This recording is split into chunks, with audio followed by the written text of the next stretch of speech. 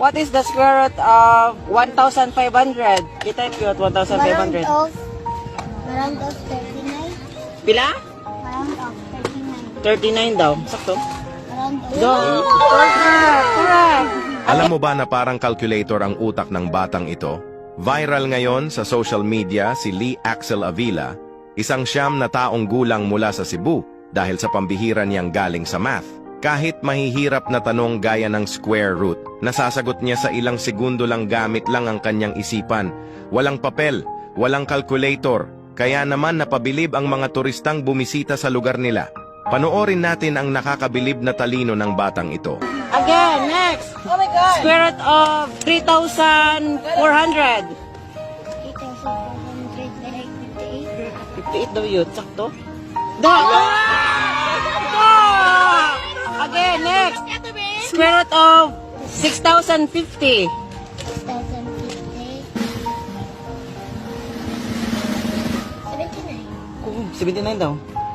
Do! Hapit! Kapit lang. Hapit! 78. Ah, Oh, 78. perfect. Perfect. Oh, diba? Square root of 10,000. 10,000. Look, 100 times 100 equals 100. 100 daw. Sakto? Araw. Again, correct. Perfect. Square root of Hindi. 402. 20 point something. Pero dili siya ma-round off. Do! Perfect! Correct! Square root of Uy, amazing. 160. Ma-round off. 13. 13 daw. Ma-round off. Do! 13. Correct. Dahil sa pag-viral ng batang si Lee Axel Avila, hindi rin napigilang subukan siya mismo ni Governor Gwen Garcia ng Cebu.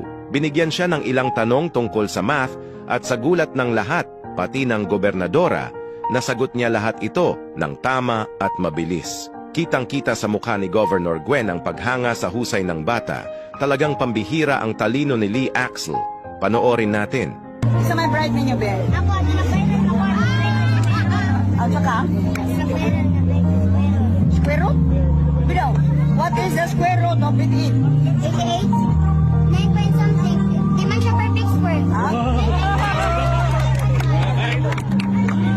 Usa na kang grade? Usa panganin?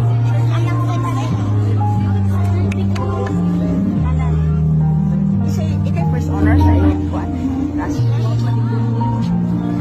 Pero anong habaw naman ka square root? Square root of 81? 9.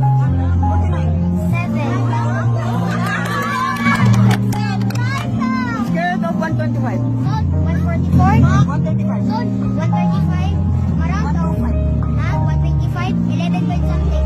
11 times 11. Napahanga na lang si Governor Gwen Garcia sa talino ni Lee Axel pagdating sa square root. Lahat ng tanong nasagot niya ng mabilis at tama. Dahil dito, tinanong pa ng governor kung magaling din ba siya sa multiplication. At syempre, hindi rin siya binigo ng bata.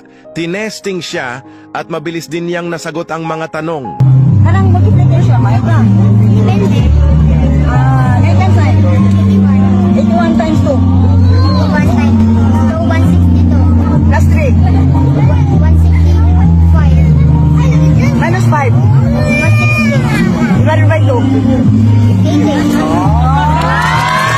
Nakakabilib naman talaga ang batang ito. Sa murang edad na siyam na taong gulang, ipinakita na niya ang galing at talino pagdating sa math. Hindi lang basta square root, pati multiplication, kayang-kaya niyang sagutin sa ilang segundo lang. Bata pa lang pero parang calculator na kung mag-isip. Sana'y maging inspirasyon siya sa mga kabataan na mahalin at pagbutihin ang pag-aaral.